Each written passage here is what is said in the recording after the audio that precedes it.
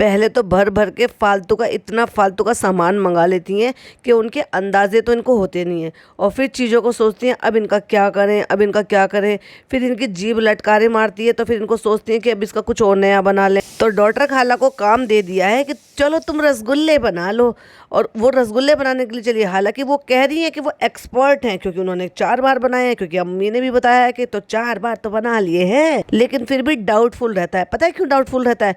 क्योंकि वो व्लॉग बन रहा है, अगर उसमें चीजें खराब हो जाएगी तो सबको एम्बेरसिंग होने का, बेइज्जत होने का डर तो रहता ही है। अच्छे बनेंगे नहीं बनेंगे, इसीलिए बहुत सारी चीजों को बनाने के लिए अगर आपने नोटिस किया हो तो बाजा खाला ने साफ मना कर दिया, क्योंकि वो इनसे कहीं ज्यादा चालाक हैं। और बेचारी डॉटर खाला को कुछ ज़्यादा फर्क पड़ता नहीं है, क्योंकि वो तो उसको तो एट दी एंड यहाँ पर जो है काम वाली बनकर ही रहना है, क्योंकि भाई उसके बच्चों को इन लोगों ने पाला है, पढ़ाया लिखाया, काबिल बना रहे हैं बहुत। जो है वो सुपरिटेंडेंट बनने वाले हैं उनके बच्चे, जो है वो जो है बड़ी बड़ी लेवल तक के लोगों के साथ उठना बैठना होगा उनका। बड़े अच्छे एटिकेट्स दिए इन्होंने, सो उनको तो एहसान के नीचे दबना ही पड़ेगा ना, क्या करें।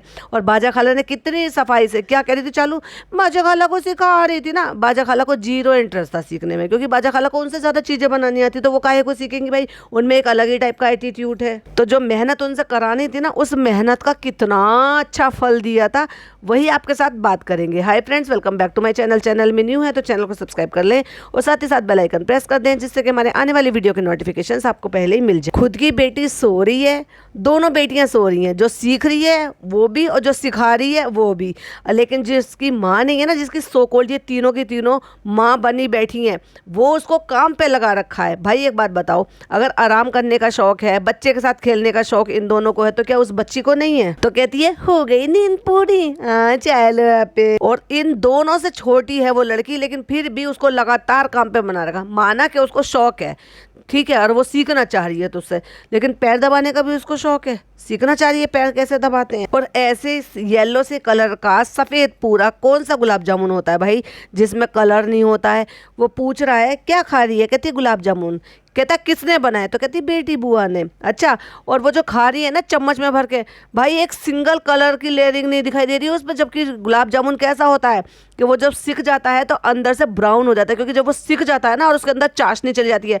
ऐसा तो कुछ नहीं होता है। एक स्क्रीनशॉट लगा रही हूँ, जरा स्क्रीन की तरफ देखिए। अच्छे नहीं बने, मतलब एक तो मेहनत करी उस औरत ने, और ऊपर से उसको ऐसा, मतलब वो जब तेरे को बनाने आते ही थे और तूने बहुत अच्छे बनाए थे भाई, बहुत अच्छे बनाए थे, कि फनी कह रहा फूट गए थे, लेकिन बहुत अच्छे बनाए थे चालू ने। और इसलिए बाजा खाला ने भी कह दिया ठीक है, तो हम आगे से तुमसे ही सीखेंगे। मतलब उसको अपनी बहन पर रत्ती भर भरोसा नहीं है, और उसको ये लगा कि अच्छा मेरी चालू इतनी अच्छी बनाती है और मुझे तो चालू की चापलूसी करनी है, तो मैं तो चालू से सीखूंगी। मैं क्यों सीखूंगी बाजा खाला से? क्योंकि ये जो माँ बेटी है ना, बाजा खाला और उनकी बेटी, एक्चुअली में क्या है ना, अपने आप में ये समझती है, सुपीरियर समझती हैं, और वो पिज़्ज़ा को और पिज़्ज़ा की माँ को समझती हैं। क्यों? क्योंकि उनको पता है कि चालू उनको किस तरह से ट्रीट करती है, और इस चीज़ को बेटी खाला बहुत बखूबी अच्छे से समझती है। इसलिए उसकी सारी फ्रस्ट्रेशन किस पे निकलती है? उस गरीब बच्ची पर, बिन माँ की बच्ची पर। और वो बिन माँ की बच्ची समझती है कि ये मेरी प्यार है, मेरी बुआओं का, ये मेरी उन बुआ का माँ का प्यार है। लेकिन उस बच्ची को क्या पता कि एक्चुअली में माँ का प्यार तो वो होता है जो ये अपनी अपनी बेटियों को देते हैं। जैसे अम्मी चालू को देती हैं, जैसे बेटी खाला जो है पिज़्ज़ा को देती हैं, जैसे बाजा खाला सारा को देती हैं। एक सिंगल काम नहीं करवाती हैं भाई। 18-19 साल की तो वो लड़की भी हो गई है, लेकिन मजाल के वो उससे एक सिंगल काम करवा ले, जिसको एक सैलेड काटनी तक ना आती हो, कि उसके लिए भी कितनी भर भर के चालू तारीफ करी थी। वो कितनी अच्छी काटी है, खुद ने काटी है, पहली बार काटी है चालू अपनी। एक सलाद खीरा ककड़ी काटने में तो उसको क्या रॉकेट साइंस लगाना था? बाहर आके कहता है, और उनकी अम्मी जो है ना, अम्मी और खाला अंदर बैठी है बड़ी सीरियस मूड में, ये बाहर क्या फैलावा चल रहा है? तो ऐसे घूर के देख रही हैं भैया अम्मी जी अपने दामाद को। जरा आप भी देखो कितना घूर रही हैं। स्क्रीनशॉट लगाया, स्क्रीन की तरफ देखिए। और जब उन्होंने देखा कि अचानक से ये कैमरा लेकर अंदर आया है, हा हा हा हा, बाजा खाला ने हंसना शुरू करा, और अम्मी ने चेहरे पे हल्की सी स्माइल लेकर आए, क्योंकि पता है 1 2 3 टेक एक्शन, यानी कि अब तुम लोगों को एक्टिंग करनी है। और उससे पहले तो ऐसे घूर घूर के देख रही थी भैया बिना कैमरे के, पता नहीं वो अपने दामाद के कैसा बर्ताव करती होंगी। फूटी आंख नहीं पसंद आता होगा, क्योंकि अपनी बेटी की कमाई पे जो पल रहा है। कपड़े लेकर आए हैं डेल्टा से। अब सोच के देखो, फनी नहीं था तो ये किसके साथ जाकर डेल्टा से कपड़े या सामान लेकर आए होंगे? तो चालू ने बता ही दिया, क्योंकि ये कांड एक के बाद एक के बाद एक के बाद कांड आते रहते थे ना इसके कान में, भाई रेडिट पे एक्टिव जो रहती है कि भाई ये आया, अब ये सुनने में आया, अब वो किसी ने आके वैसे ही पर्चा छाप दिया है, क्या उसमें कुछ भी थोड़ी बहुत सच्चाई होती है? लेकिन अगर जो भी है, और अगर वो छपा है तो पढ़ा भी है। अब पढ़ा है तो जब तक तो कुछ कर नहीं सकती थी, जब तो चालू मजबूर थी, लेकिन अब तो चालू सुपर एक्टिव हो गई है। तो उसने सबसे पहले पत्ता साफ करा, ना रहेगा डेल्टा वाला फ्लैट खाली और ना जाएगा वहां पर फनी, क्योंकि वहां से यार दोस्तों को ही रफा दफा कर देगी, ना वहां पे होंगे ना फनी उनसे मिलने के बहाने वहां पर जाएगा। और मुझे एक चीज समझ में नहीं आती है इस बेवकूफ औरत की, है इसको बिल्कुल भी शर्म नहीं है। इसकी भाभी प्रेग्नेंट भी थी, ठीक है, प्रेगनेंसी में तो खैर इसने भी कोई ऐसे ज्यादा ओवर एक्टिंग नहीं की, ढीले ढीले से कपड़े पहने, बहुत ज्यादा नौटंकी नहीं की, लेकिन उस टाइम पे बस इसने एक दो चीजें थी जो उसको ध्यान, मैंने उस टाइम पे भी बोला था कि प्रेगनेंसी के टाइम का भी इनर वेयर आते हैं, लॉन्जरीज आती हैं जो आप वेयर कर सकते हो, जो वेरी कंफर्टेबल होती हैं। तो क्या ये जो है अब नहीं पहन सकती है इनको? वो भी ऐसे भी आते हैं, फीडिंग जो है ब्रा भी आती हैं। कौन से ज़माने में जी रही है? मतलब गूगल नहीं कर सकती है, ब्लॉग नहीं देखती लोगों को, नहीं, बिना दुपट्टे के आग ऐसे, मतलब ऐसे ही बिना इनर वेयर के घूमती रहती है, जो बहुत ऑकवर्ड लगता है।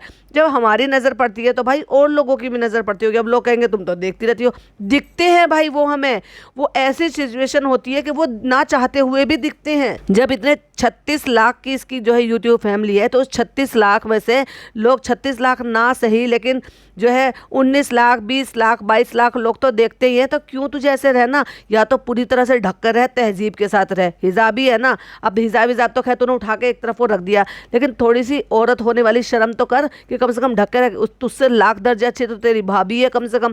पहली बात तो उनकी बॉडी ऐसी नहीं है, तेरी ज़्यादा ही ग्रो वाली बॉडी है, उनकी थोड़ी कम है। बट उसके अलावा भी वो हॉस्पिटल में भी अगर वहाँ की यूनिफॉर्म में थी तो भी वो पूरी तरह से दुपट्टे से अच्छे से कवर की हुई थी। उसने फीडिंग फीडिंग फीडिंग फीडिंग शब्द जरूर बोला था, लेकिन इस तरह से कभी अपना शरीर नहीं दिखाया था, मतलब इस तरह से जैसे तू दिखा रही है। बहुत ही ऑकवर्ड सिचुएशन होती है इस तरह से देखना, क्योंकि आपको आपके साइज की भी प्रॉब्लम है भाई। एक तो होता है किसी का भाई बहुत बहुत छोटा साइज होता है सीने का, तो नहीं चलो उतना ज़्यादा जायज़ा नहीं पड़ता, समझ नहीं आती है, दुपट्टे से कवर कर लो तो मैनेज हो जाता है।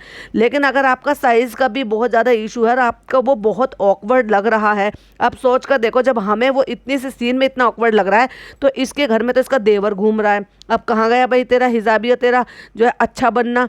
वही वो लड़का कृष्णा, भले तेरा भाई हो, वो घूम रहा है। अपने पति की तो खैर छोड़ ही दो, टीनेजर लड़कियां घूमती है तो क्या सिखा रही है। और टीनेजर लड़कियों से भी अभी आऊँगी उस पॉइंट पे जिस पॉइंट के लिए मैंने कहा था, क्योंकि मेरे कुछ पॉइंट छूट गए थे जो मैंने बाद में रियलाइज़ करे। जब ये सैंडल दिखा रही थी और सैंडल दिखाते दिखाते इसने क्या कहा था, जो पिज़्ज़ा ने सैंडल पहनी थी, और क्या कह रही थी, बेटी खाला जब हमने शादी से पहले लिया था तो हमें पिज़्ज़ा ने कहा था कि ये ले लो जब तुम शादी के बाद घूमने जाओगी। मतलब इनके यहाँ पे अब सोच के देखो, आज की डेट में अगर पिज़्ज़ा 20 साल की है तो शादी, अब 2.5 साल पहले अगर शादी हुई तो कितने साल की हुई होगी? 17 साढ़े 17 साल की। एक 17 साढ़े 17 साल की लड़की जो है वो अपनी बड़ी बहन को इस तरह से अकल दे रही है, यानी कि अपनी से डबल उम्र से ज़्यादा की अपनी बहन को अकल दे रही है कि तुम हनीमून पर जाओगी तब तुम सैंडल पहन लेना, इस तरह के कपड़े पहन लेना। इसने इतनी सी उम्र में इसको या तो नौकरानी बनाना सिखाया है या ज़रूरत से ज़्यादा मैच्योर इन बातों में करके दिखाया। पढ़ाई में तो कभी आगे निकलने नहीं दिया, शर्म तो इसको आती नहीं। जो चीज़ें इसको अपनी भाभी के साथ डिस्कस करनी चाहिए थी, जो भाभी और ननद का रिश्ता ही होता है एक्चुअली, अपने खाला लोगों से डिस्कस कर लेती। तुझे तो अभी इतनी शर्म आ रही है कि तू हनीमून शब्द नहीं बोल रही। कहती ना शादी के बाद घूमने जाते हैं ना, उसको हनीमून ही बोलते हैं। और वही सारी चीज़ें तू एक टीनेजर लड़की के साथ डिस्कस कर रही है, तब तुझे शर्म नहीं आता। इस औरत को बिल्कुल भी शर्म नहीं है। अगर बच्चा जो है डिलीवर करने जाएगी तो भी टीनेजर लड़कियों को लेकर जाएगी, वहाँ पे स्कैनिंग कराने के लिए जाएगी तो भी टीनेजर लड़की को लेकर जाएगी। मतलब जहाँ माँ को, मैच्योर को, सास को, इनको खाला को, इनको जाना चाहिए था, जो मैच्योर लेडी होती है, वहाँ ये टीनेजर बच्चों को लेकर जाती है। और वही वो टीनेजर लड़की इसको कह रही है चलो अबे ले लो, तुम तो वहाँ पे जाओगी ना शादी के बाद घूम जाओगे। मतलब वो तेरी प्लानिंग कर रही है कि तुझे क्या लेना है और तुझे कहाँ जाना है और तू हनीमून पे जाएगी। Like seriously. तो वो सैंडल इसने पिज़्ज़ा के कहने से ली है, इसका मतलब वो पिज़्ज़ा को पसंद होगी, तभी तो उसने, अब ये लपकली हो सकता है भाई, उसका मन हो उस टाइम खुद लेने का और उसके मुंह से ना निकला हो कि भाई तुम मुझे दिला दो ये, तो उसको तो पता है कि चालू पे का मन बहुत जल्दी भर जाता है, एट दी एंड ये मुझे मिलने ही वाली है। या वो कहीं भी ना कहीं इस बात को बहुत बेहतर तरीके से जानती है कि चालू अप्पी तो हील कैरी कर ही नहीं सकती, क्योंकि इससे पहले भी जब चालू अप्पी का वेट कम था और चालू अप्पी हील पहन पहन के इतनी अम्मा बन बन के दिखाती थी, क्योंकि इसको आते थे स्टैंडर्ड साइज के कपड़े और इसकी हाइट है बहुत छोटी, तो ये क्या करती थी 4-4 5-5 इंच वाली हील पहना करती थी। अगर आप इसके फोटोशूट देखोगे ना इंस्टाग्राम पे, जो शुरू में ये जो है जब कोलैब करती थी, तो मोटी मोटी हील, हाई हील पहन पहन के ये फोटोशूट कराती थी, ताकि वो कपड़े ठीक आए और प्लस इसकी हाइट अच्छी से दिखाई दे। तो लेकिन ये पहन लेती थी और फिर उसके बाद वो लड़की उठा के अपने हाथों में घूमती थी इसकी सैंडलों को, और दो दो चप्पलें साथ में लेके जा रही है। फिर कहती है कि तुम मेरी सैंडल उठाओ, जूते उतार रही है, इसके सैंडलों को उठा उठा के रख रही है। तो उसको पता है कि ये ज्यादा दिन तो पहन नहीं पाएगी या कैरी नहीं कर पाएगी, फिर मुझे मिल जाएंगे, या तो ये प्लानिंग होगी। नहीं, अगर ये भी प्लानिंग नहीं है, छोड़ दो।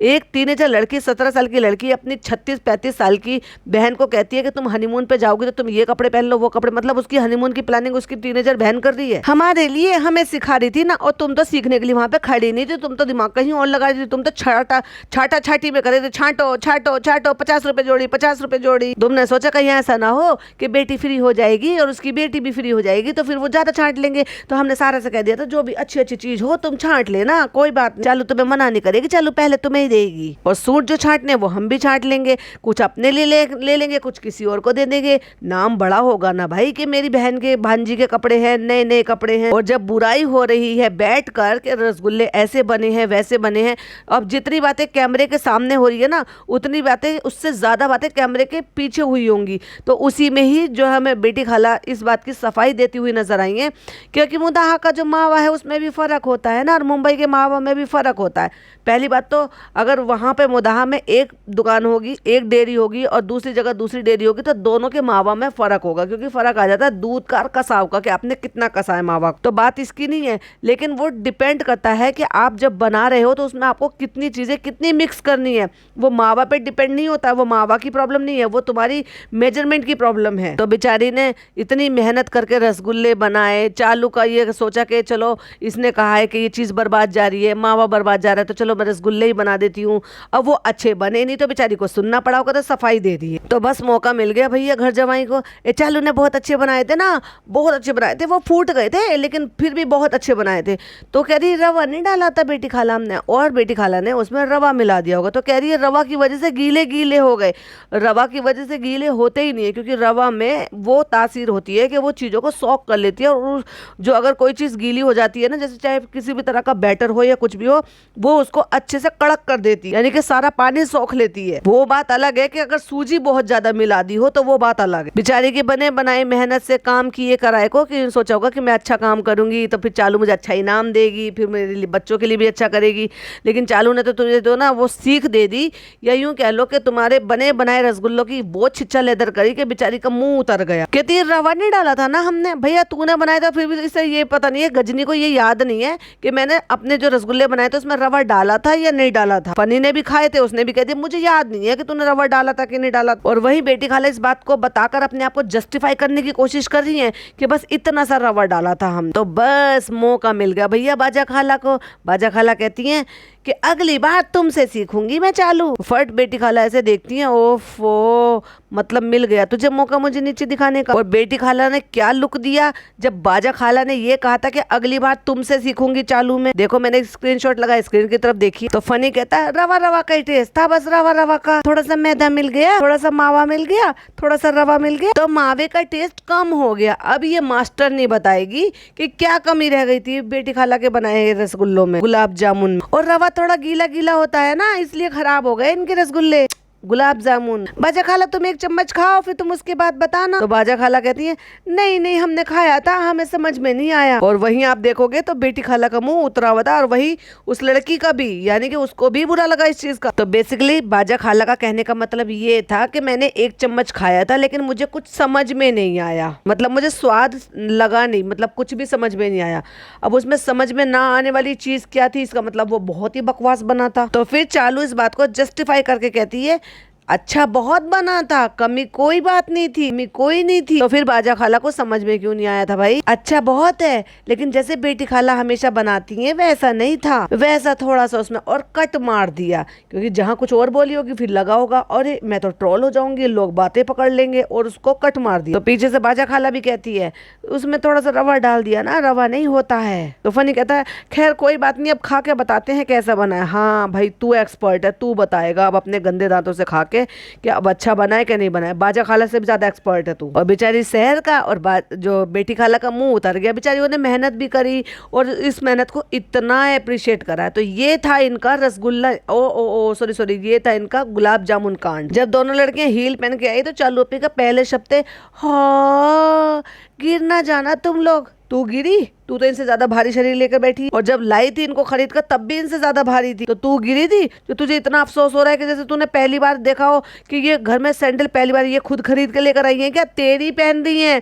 और कितना झूठ मूठ का व्लॉग बनाते हैं, सरप्राइज तो देखो। हाँ, गिर ना जाना तुम लोग। हाँ, ये शब्द तू अगर अपनी अम्मी के लिए कहती कि वो पहन कर अगर चलने की कोशिश करती, या बाजा खाला या डॉटर खाला पहनने की चलने की कोशिश करती, तो समझ में भी आता कि भाई उनको इतनी हील कैरी करने की आदत नहीं है। और एक एज के बाद थोड़ा सा डर भी लगता है कि हील वगैरह पहनोगे तो गिर सकते हो, गिरने का डर रहेगा। लेकिन लड़कियों के लिए, छोटी लड़कियों के लिए कह रही है हाँ गिर ना जाना तुम। तो तू तो अपने लिए लाई थी ना, तू गिरी थी क्या। और सैंडल छांटने का अधिकार सिर्फ इन दोनों को है। शहर बैठी है वहां पे मोबाइल में लगी हुई है, उसको नहीं कहा तू भी छांट ले, जबकि इनका सबका एक ही पैर का साइज है। कहती है कि पिज़्ज़ा ने हमसे कहा था कि तुम शादी के बाद जब घूमने जाना तो ऐसे कपड़े लेना, ऐसे सैंडल लेना, और हम घूमने ही नहीं गए थे शादी के बाद। क्यों भाई, कौन सी गाज गिर गई थी तेरे पे जो तू घूमने नहीं गई थी। और तू गई तो थी 4-4 5-5 7-7 मुस्तंडों को लेकर। अपने पति के दोस्तों के साथ कौन जाता है भैया इतने सारे लोगों को लेकर हनीमून पर। हाँ, अगर साथ में देवरानी जिठानी हो, वो जा रहे हो कपल में, और वो भी आपके साथ जा रहे हो, तो चलो एक बात समझ में फिर भी आती है। जब दो बहनों की शादी हो गई हो और वो दोनों मिलकर कहे कि भाई हम दोनों साथ में चलते हैं एक ही जगह अपने अपने हस्बैंड के साथ, तो भी बात समझ में आती है। या कई बार ऐसा होता है कि ननद और नंदोई भी साथ में चले जाते हैं, तो भी बात समझ में आती है। लेकिन 4 आदमी, उनमें से जो है पति के 3-3 4-4 आदमी दोस्तों को साथ में लेकर जाना, जिनके साथ ना उनकी गर्लफ्रेंड है ना उनकी वाइफ्स हैं। चलो अप्पी को बिल्कुल शर्म नहीं है और अकल तो है ही नहीं। तो खाला ये तब से ना हम तो कहीं गए नहीं है, तो तब से वैसी की वैसी रखी है। तो खाला कहती है अब तो तुम्हारे किसी काम की है ही नहीं। और ऐसे खड़ी हुई है मैक्सी में,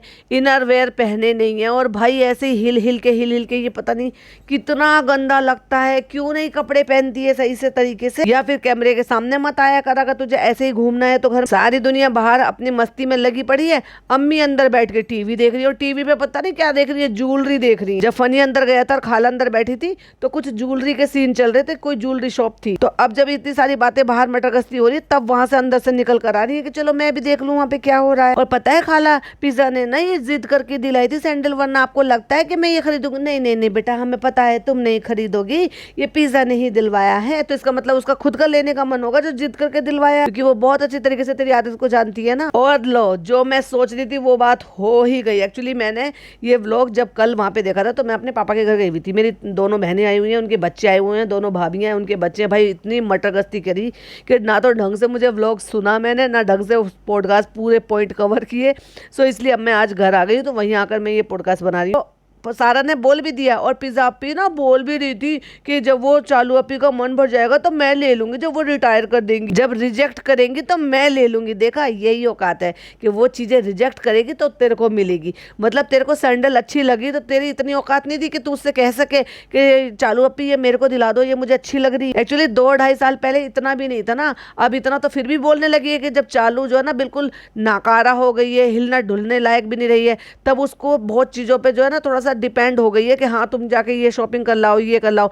पहले तो बिल्कुल भी हिम्मत नहीं थी कि वो कुछ हुतकार भी निकाल दे, अपनी तरफ से कुछ मांग भी ले। अब तो फिर भी जिद कर लेती है। और फिर ये जो ब्रांड है, उसके बाद हमने वहां पे जाना और शॉपिंग करना भी छोड़ दिया। क्यों भाई, उनकी बेचारों की क्या गलती है कि तुम इसको कैरी नहीं कर पाई। तो अब हम वहां पर जाते ही नहीं है। तो बाजा खाला कहती है रिजा की किस्मत में है इसलिए मिल गई है, क्योंकि इसने रिजेक्ट कर दी है इसलिए उसकी किस्मत में आ गई है। वाह क्या किस्मत पाई है, रिजेक्टेड चीजें मिलती हैं। अम्मी आती है नीचे से कुछ पुटल्ले लेकर, तो कहती है अम्मी आजकल तो आप आती ही नहीं। अम्मी आई है बड़ी थकी हारी, भाई कितना मेहनत कर कर आई है, तब आकर बताती है अपनी मजबूरी कि क्यों नहीं आ पा रही है। बिल्कुल आजकल टाइम नहीं मिल रहा, कोई काम करने नहीं आ रहा। पहले भी करते थे, एकदम से टोका फटाक से, पता है व्लॉग शूट हो रहा है। पहले भी करते थे, लेकिन झाड़ू पोछा करने के लिए तो कोई आ जाता था, लेकिन झाड़ू पोछा तो वो लोग कर करके चले जाते थे। लेकिन अच्छा अम्मी आप करोगे, थोड़ा सा मेहनत होगी, क्योंकि वॉक पे तो आप टाइम से जाती नहीं हो। अब तुझे बड़ी फिक्र हो गई भाई अपनी माँ की। जब तू बिठा के उनको खिला रही थी तब क्या था, और जब से ऑपरेशन हुआ ना, जब से ऐसा लग रहा है ओफो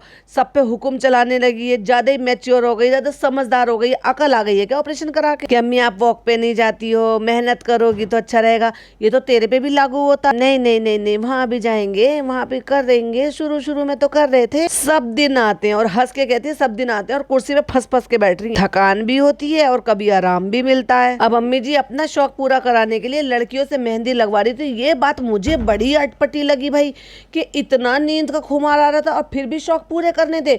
या तो भाई शौक पूरे कर लेती और नींद को अवॉइड कर लेती, या इतनी गहरी नींद आ रही थी तो सो ही जाती, क्या जरूरत थी मेहंदी लगवाने की। पर नींद, अम्मी की नींद ज्यादा जरूरी है और मेहंदी लगना भी उतना ही जरूरी है। तो अम्मी ने नींद भी पूरी कर ली और दो नौकरानियों को बिठा के अपनी मेहंदी भी पूरी करवा ली और उस मेहंदी को सारे में फैला के नान के अंडों पे भी लगा। ये ज्यादा अजीब नहीं हो गया? ये तो ऐसे हो गया जैसे छोटे बच्चे होते ना, उनको कुछ सुध बुध नहीं होती है। जब छोटे छोटे से थे तो हमारी अम्मी हमारे मेहंदी लगाया करती थी, या मैं परी के लगा दिया करती थी। तो छोटी होती थी तो कई बार जैसे गीले हाथ होते थे जल्दी सो जाती थी तो बिस्तर सन गया, तकिए पे लगा दिया।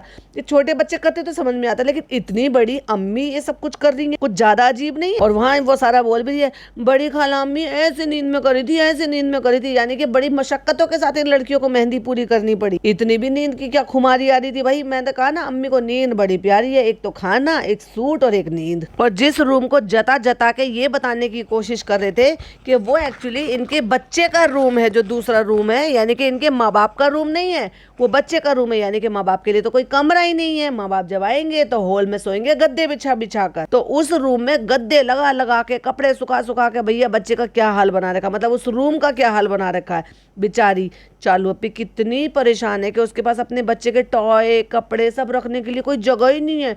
इतना अच्छा महल बनाया लेकिन फिर भी बेचारे बच्चे के लिए कोई जगह नहीं है। और ले और जब वो गिफ्ट जो है बना रही थी, यानी कि सरप्राइज प्लान कर रही थी हैदर की तरफ से फनी के लिए, और फनी कमरे में आया तो कैसे हंस रहा था। और उससे पहले भाई वो तो स्माइल कर रहा था, उससे ज्यादा तो जोर से वो लड़की हंसी है पिज्जा। मतलब वो सारे कांड वहीं करती रहती है, वहीं रहती है। उस लड़की को ना पढ़ाई है, ना लिखाई है, ना कुछ और काम है। भाई ये इन लड़कियों की कितनी जिंदगी खराब कर रही है ये औरत। इतने दिन में आपने उसको कब देखा कि वो कॉलेज जा रही है या कोचिंग जा रही है? और चलो कॉलेज की छुट्टियां चल रही है, क्या कोचिंग की भी छुट्टी हो जाती है? और चलो माना दोनों की छुट्टियां हो रही थी, तो क्या कोई हॉबी क्लास में नहीं डाला जा सकता था? इसको बेकिंग का शौक है, क्या बेकिंग नहीं कराई जा सकती थी? अरे भाई अगर वो घर से बाहर जाती बेकिंग करने के लिए या अपने लिए कुछ अच्छा चीज सीखने के लिए जो कि उसके पर्सनल खुद के लिए होता, तो चालू अपी की फिर तीमारदारी कौन करता? और काम कर करके मैंने तो गलत देख लिया था, एक्चुअली मैं देख ही नहीं पाई थी। काम कर करके थक कर पैर अगर किसी के दर्द करते होंगे तो वो तो बेटी खाला है। बाजा खाला के तो जबान दर्द करनी चाहिए, क्योंकि सारे दिन खिकी खिकी खिकी करना और पटर पटर बोलना, सारे दिन यही तो काम करती हैं। लेकिन फिर भी उनके पैर दर्द हुए, और पैर कौन दबा रहा है? मेहर दबा रही है, और वो भी किसके? बाजा खाला के। और उनकी खुद की बेटी टीवी देख रही है सोफे पे बैठकर। वाओ! जबकि बाजा खाला को अगर आप देखोगे तो बाजा खाला कंबल ओढ़कर सोफे के नीचे पड़ी हुई हैं। अब एक बात बताओ, अम्मी को मतलब आराम से वहां नान और अम्मी सो रहे हैं इसका मतलब, और बाजा खाला भी ऊपर सो रहे हैं और बेटी खाला भी ऊपर सो रही हैं, तीनों लड़कियां भी ऊपर सो रही हैं। उनका जो देवर आया हुआ है चालू का वो भी ऊपर सो रहा है। तो फिर कृष्णा कहाँ सोता है वो भी बता दो। अच्छा वो डेल्टा वाले घर चला जाता है ना, लेकिन जब डेल्टा वाला घर किराए पे दे देंगे तब ये लड़का कहाँ सोएगा? और जानबूझ के ये हरकत करती है क्योंकि इसको बहुत अच्छी तरीके से पता है कि मैं जानबूझकर ये दिखा रही हूँ अल्लाह हाफिज सबका बिस्तर लग गया तो लोग इस बात के लिए बोलेंगे कि भाई इतना बड़ा घर बना लिया फिर भी सोने बैठने की जगह नहीं है तो जमीन पर सो रहे हैं, व्हाटएवर जो भी है। लेकिन वाकई में इसको किसी चीज़ से फर्क नहीं पड़ता। तुम कितना भी इसके चैनल का रिपोर्ट मार दो, कितना भी तुम कुछ भी वॉइस रेज कर लो, लेकिन इसको ज़्यादा खास फर्क पड़ता नहीं है। ये क्या है? ये लड़की जो है, क्या ये अडल्ट है? क्या ये मैच्योर है? क्यों उस बच्ची से पैर दबवाए जा रहे हैं? जबकि वो तो कोई काम करके थकी भी नहीं है। काम करके तो अगर बेटी खाला थकी है और वो बेटी खाला के पास रहती है, बेटी खाला के साथ उसकी एक थोड़ी अलग बॉन्डिंग है। क्यों? क्योंकि वो मुदाहा में रहती है, और वो लड़की जब मुदाहा में रहती है और बेटी खाला भी मुदाहा चली जाती हैं तो वो लड़की उनके पास पूरा पूरा दिन रहती है और रुकती भी है उनके रात को उनके पास। तो एक बार को फिर भी 1% जस्टिफाई है कि वो लड़की उनके पास रहती है, तो एक अलग टाइप की उनकी बॉन्डिंग है, एक अलग टाइप का उनका रिश्ता है। लेकिन बाजा खाला पैर दबवा रही है वो तो कहीं से जस्टिफाई नहीं है। और खुद की बेटी, और अगर दर्द हो ही रहा था तो खुद की बेटी टीवी देखे और भतीजी जिसकी माँ नहीं है, जो गरीब बच्ची है, उससे पैर दबवाओ। वाह रे समाज, बड़ी अच्छी माँ है ये। और इतना लेक्चर दे रही थी कि हम 3 माँ हैं इसकी, भाई तुम बुआ ही बन जाओ सही से। कोई बुआ अपनी भतीजी से पैर नहीं दबवाती है। बुआ भतीजी की इतनी अच्छी बॉन्डिंग होती है और सहेली की तरह से रहती हैं। और पता नहीं किस चीज के लिए कह के जा रही है कि 5 बजे ड्यूटी है तुम्हारी। अब भैया इसको फिर पता नहीं 5 बजे कुछ काम करवाना होगा। चलो अगला व्लॉग आएगा वो भी देखने को मिलेगा। कुछ पॉइंट्स थे मेरे रह गए थे, जैसे कि मैंने आपको बताया कि मैं कहीं गई हुई थी तो वहाँ प्रॉपर तरीके से मैं नहीं देख पाई थी, तो मैंने सोचा चलो जो पॉइंट रह गए थे उनको लेकर एक पॉडकास्ट बना दिया जाए। कैसा लगा प्लीज़ कमेंट में ज़रूर बताइएगा, अपनी ओपिनियन मेरे साथ ज़रूर शेयर कीजिएगा। फिर मिलती हूँ एक और नई वीडियो के साथ। टिल देन बाय बाय, अल्लाह हाफिज़, टेक केयर।